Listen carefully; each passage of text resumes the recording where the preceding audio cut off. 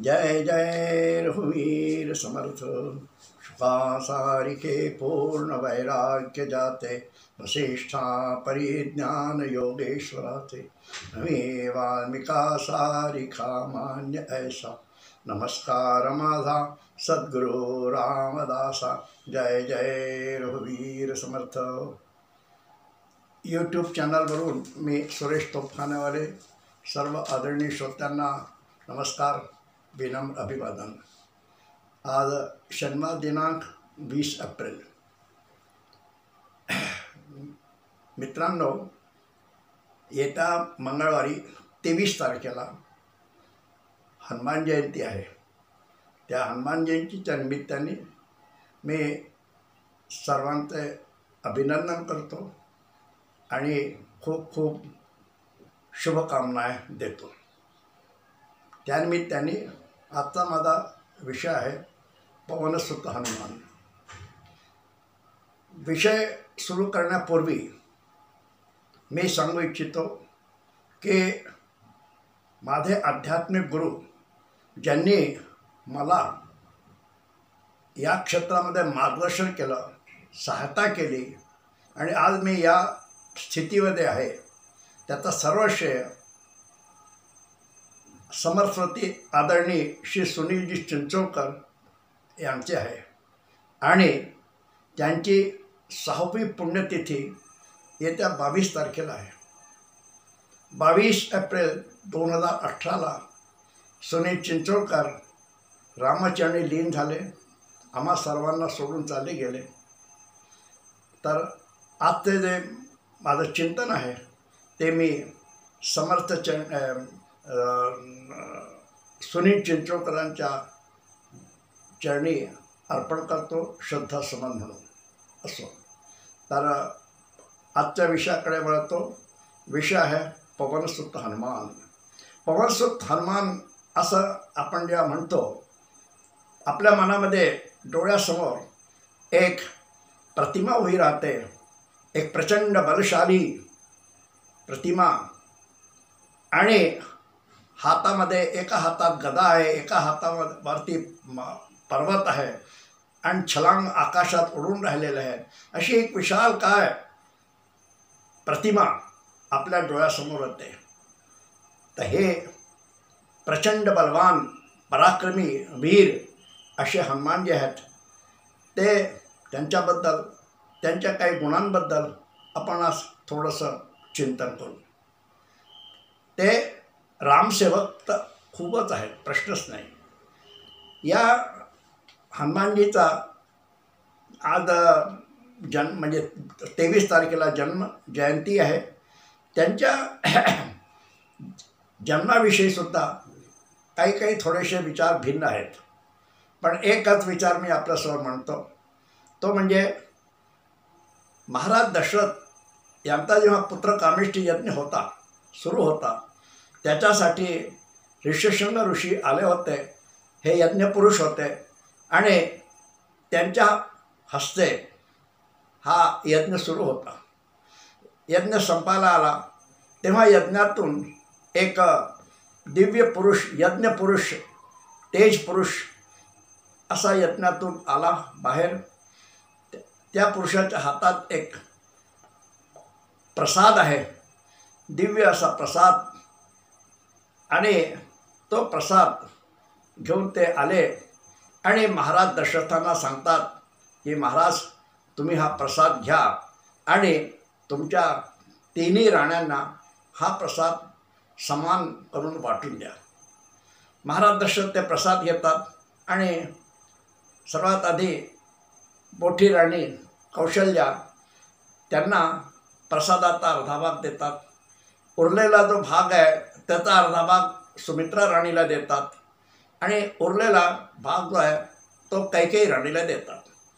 तर जेव्हा हा प्रसाद कैकेयी राणीला दिला जातो, त्याच वेळेस आकाशातून एक चील पक्षी उडते आणि ते उडत असताना ती पक्षी खाली येते आणि कैकेयीच्या हातातला तो जो प्रसाद आहे ती घेऊन जाते।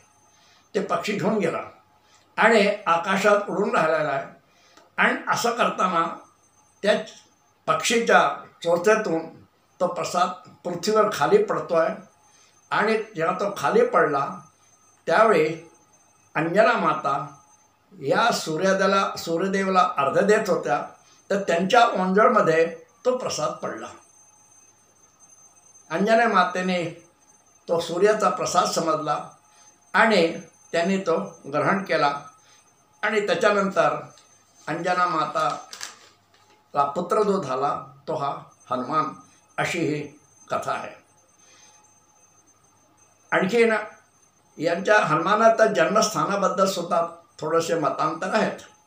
कोणी म्हणतात की झारखंडमध्ये गुमला एक स्थान आहे, त्याचा जो अंजन गावामध्ये त्यांचा जन्म झालेला आहे हनुमानाचा.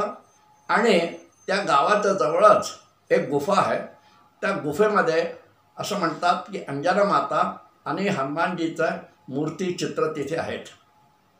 काही लोक म्हणतात की कर्नाटकमध्ये हंपी येथे पंपा सरोवरच्या जवळ एका गुफेमध्ये हनुमानाचा जन्म झाला. अशा प्रकारे वेगवेगळे मत आहेत, पण जे काही मत आहेत त्याच्यामध्ये बहुतेक साम्यता ही आहे तिथीची.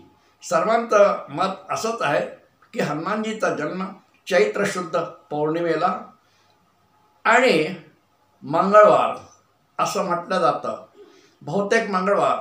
पण याच्यामध्ये थोडासा काही लोक म्हणतात की शनिवारी जन्म झाला, पण अधिकांश लोक बहुतेक करून उत्तर भारतमध्ये मंगळवार हनुमानजीचा जन्म मानला जातो. दक्षिणचे काही लोक जे आहेत ते शनिवार म्हणतात.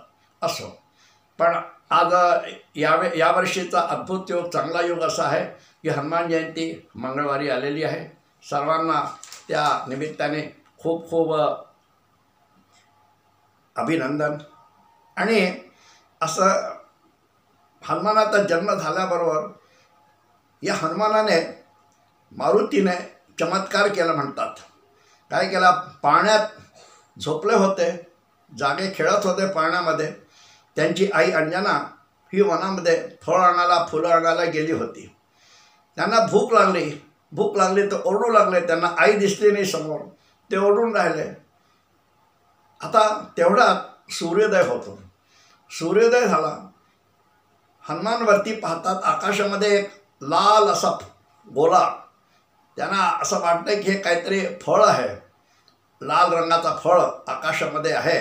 म्हणून ते फळ घेण्याकरता हनुमान उडी मारतात आणि आकाशात उडून जातात. अशी छलांग मारतात की ते सूर्याकडेच जाऊ लागतात. त्यांची यावेळी जी गती होती आकाशामध्ये, ते म्हणतात की पवनदेव त्यांच्या गतीपेक्षाही जास्त गती. पवनदेवनी पाहिलं की अरे हा मुलगा चालला आहे तिथे कुठे, आणि मग पवनदेवसुद्धा हनुमानाच्या मागे चाललेले आहेत. तोपर्यंत 100 योजना जाऊन हनुमान सूर्याच्या जवळ पोहोचलेले आहे. आणि तेवढ्यातच राहू पण तेथे येतो. राहू आला होता सूर्याला ग्रहण लावण्याकरता, पण त्यांनी पाहिलं की इथे तर आधीच एक बालक आलेला आहे, कुणीतरी आलेला आहे. आणि तो राहू जो आहे तो घाबरला आणि पळाला. तो इंद्राकडे गेला. इंद्राला म्हणाला की तुम्ही मला सूर्याकडे पाठवलं, चंद्राकडे पाठवलं ग्रहण लावायला, पण तिथे तर आधीच कोणीतरी आलेलं होतं. आणि त्यांनी सारं राहूने आपला सगळा वृत्तांत सांगितला तिथला. तर इंद्र म्हणाले तू काही घाबरू नको, मी जातो तिथे. आणि इंद्रदेव रथामध्ये बसून सूर्याकडे जातात. तिथे त्यांना हनुमान बालक हा दिसतो. तो सूर्याच्या रथाला शिवणार, हात लावणार.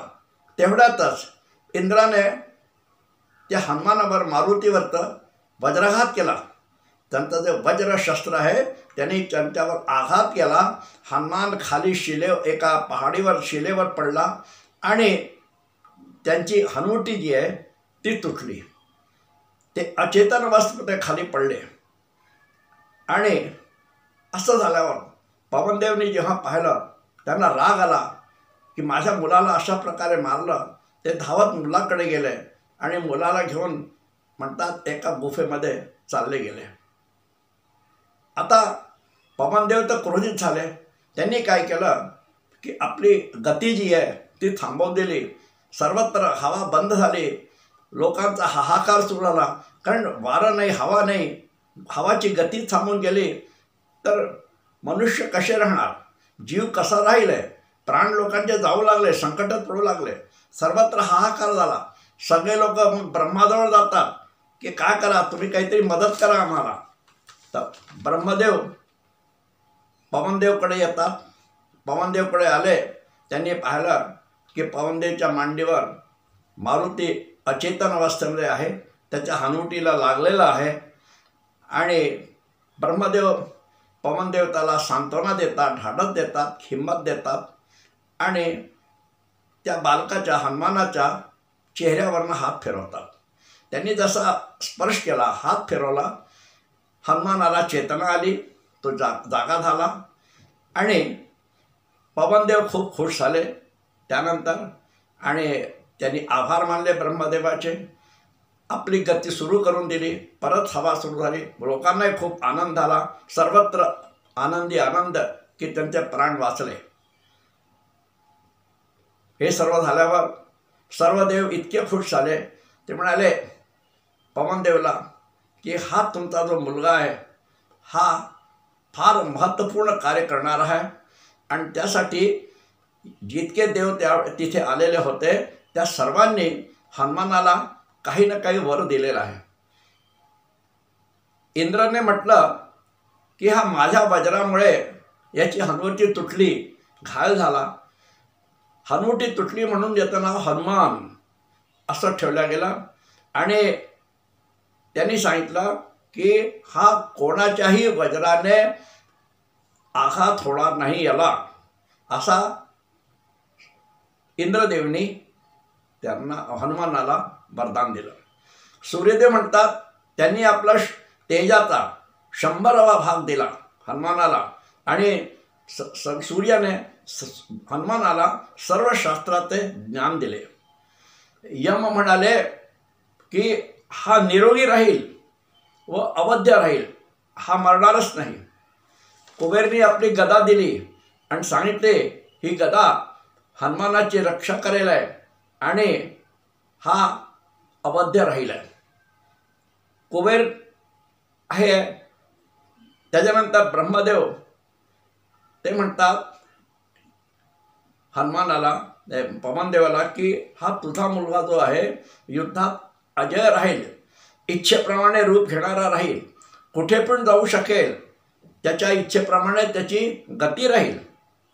अशा प्रकारे सर्व देवतांनी मारुतीला, हनुमानाला, त्या बालकाला आशीर्वाद दिला.